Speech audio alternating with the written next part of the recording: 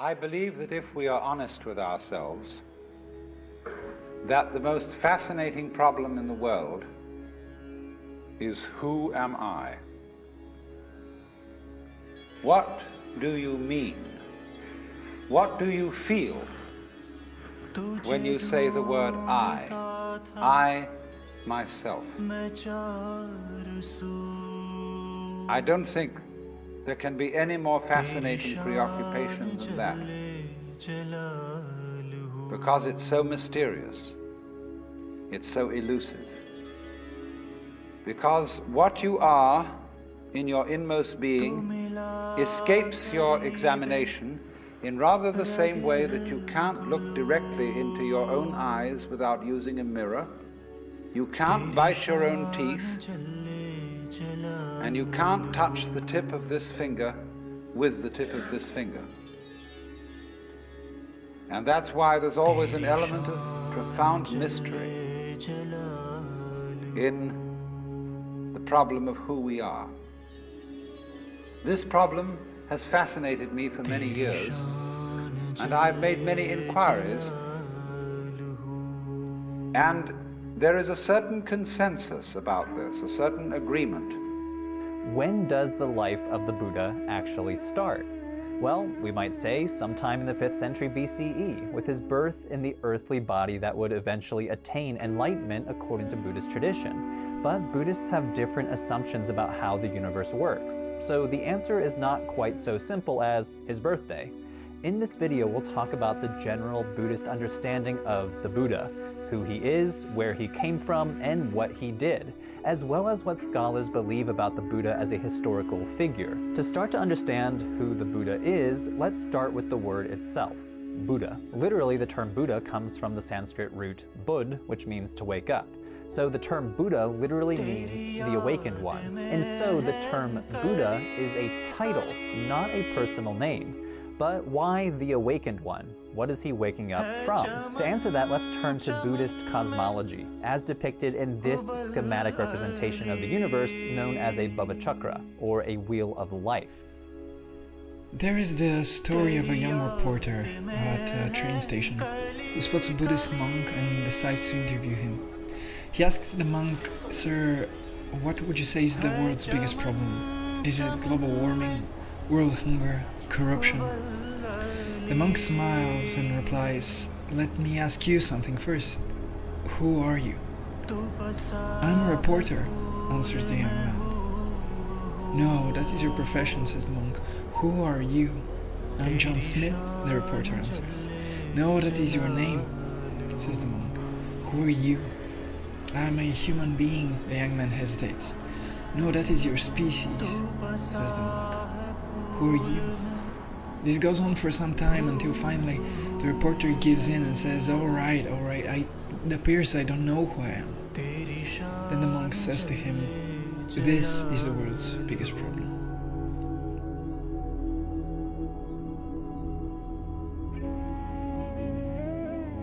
The question that eventually led him to enlightenment, the fundamental question that faces each one of us: who am I? It is on the nature of the self that Buddhism gives the most controversial theory, or rather non-theory, in the history of religion. You're not your body, the Buddha says, and most other religions would agree, but he also claims you're not an immortal soul. You're not consciousness, you're not feeling, not mind, not will, not some primal cosmic substance. But, according to the Buddha, it is also not true to say that you're nothing, that you do not exist. Things get even more complicated when you consider the doctrine of reincarnation. I mean, if there is reincarnation, there must be an I that passes from one life into another, right? The Buddha knew from personal experience that if we see reality as it really is, if we see the self as an illusion created from a pattern of separate processes, if we are to internalize this understanding so that we know it not only in our heads but have it as a gut feeling, if we manage to truly, completely extinguish our feeling of I, our grasping at life, if we extinguish these like the Buddha did, well, then we will see everything as it truly is. We will know in our hearts that everything is okay, that there is nothing to gain and nothing to lose. This is the peace that passes understanding. The Sanskrit word for this is Mipham. Of course, this is much easier said than done, but it is not impossible. Gautama Siddhartha did it and became known as the Buddha, literally meaning the one who awoke. All of Buddhism sprang from this one realization. There was a human being, just like you and me, who one day made the most radical discovery in human history. Very briefly, Buddhist meditation theory maps out levels of dhyanas and the qualities associated with each one. Within that concentrated mental state, meditators can then undertake vipassana, or insight meditation. In this kind of meditation, meditators pursue an analysis of a particular object or idea in order to develop deep wisdom. For example, the meditator might be trying to develop deep insight into Buddhist doctrines like impermanence, dissatisfaction, and not self. In each case, the meditator is developing insight into the nature of reality, and to understand these things not just on an intellectual level, but deeply in their own experience. Another key concept in early Buddhist meditation theory is mindfulness. This concept is often talked about in a kind of loose way these days, mindfulness as a sort of baseline awareness of the present moment, and while that captures certain aspects of mindfulness, it can also be misleading. To start, we should say that mindfulness is supposed to be a quality of mind that you can bring to all forms of Buddhist meditation, as well as, ideally, to the rest of life. Mindfulness is regarded both by scholars and practitioners as essential not only for the development of insight, but also for the cultivation and maintenance of ethical discipline. The term mindfulness literally translates the word smriti in Sanskrit or sati in Pali, but this literal translation is misleading if not properly understood. A broader understanding of mindfulness in the early Buddhist tradition involves two interrelated mental processes. The English term mindfulness mixes what is regarded in Buddhist philosophy of mind as two cognitive functions. On one hand, sati or smriti, which we might translate as attention, and sampajñana or samprajñana, which I'll translate here as introspective vigilance. Let's focus on the first, attention, which involves fixating your attention on an object. Meditation is simply that it arose in a cultural and historical context in which meditation was already practiced. Meditation seems to be an Indian tradition that goes back long before the time of the Buddha. It became very important in Buddhism. The Buddha is said to have reached a realization of the nature of reality and consequently enlightenment while deep in meditation under the Bodhi tree. The Buddha taught that any of his followers who wished to attain enlightenment themselves should practice meditation, and he gave detailed instructions for how to do it in texts such as the Satipatthana Sutta, which we'll examine shortly. Later Buddhists elaborated on the Buddha's teachings and developed sophisticated theories of meditation, meditation manuals, and practices of meditation. So even though we should note that most Buddhists in history have not practiced meditation themselves, it retained a central place at the highest levels of Buddhist thought and practice. But still, this does not explain what meditation is. What was the Buddhist account of how meditation can lead to awakening? That anything can be everything. So in the same way, Buddhism does not define and say what you really are is something, because it would say that if you believe that, you've got stuck with an idea and you're clinging onto it for spiritual security. So a lot of people say, well, I like to have a religion because it gives me something to hold on to. A Buddhist would say, oh, cut that stuff. So long as you hold on to something, you don't have religion. You only really there when you let go of everything.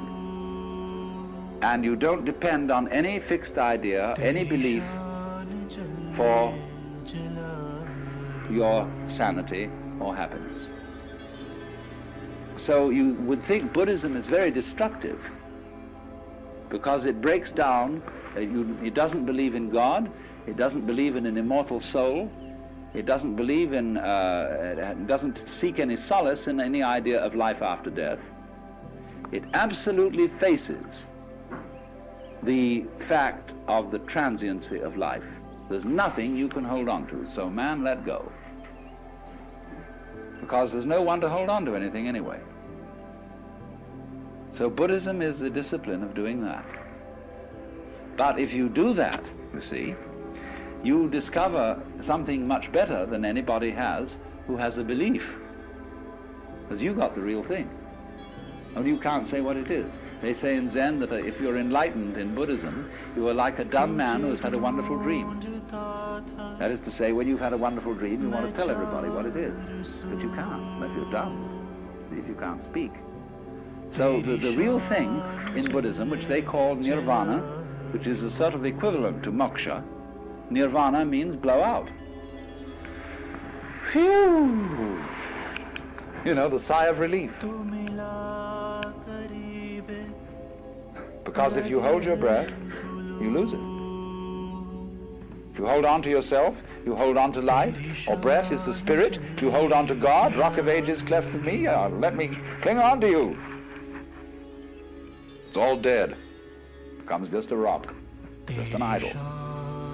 But let go, breathe out, and you get your breath back. That's nirvana. So the Buddhist idea is, in doctrine, the highest negativism. They characterize the ultimate reality as shunya, which means emptiness. In Japanese, ku, which is the character you use for the sky or the air. When you get an airmail envelope, you know, to write home, the second character is ku, the air, which means emptiness. They use this to translate shunyata, emptiness, fundamental nature of reality, the sky. But sky, you see, is not negative emptiness. The sky contains all of us. It's full of everything going on. But you can't put a nail in the sky and pin it down. So in the same way, Buddhism is saying, you don't need any gizmos. But the Buddha never said this. In fact, he claimed that to say, I do not exist, is just as misleading as saying, I am. Why? Because then you're still thinking in terms of I.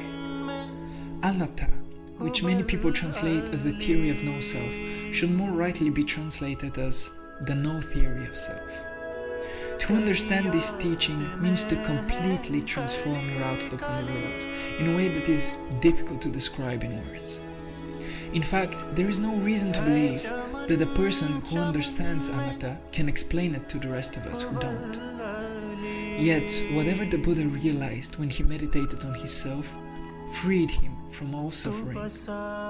The kind of person he became after his enlightenment must have truly been a sight to behold. Wherever he went and to whomever he spoke, the Buddha attracted followers and worshippers.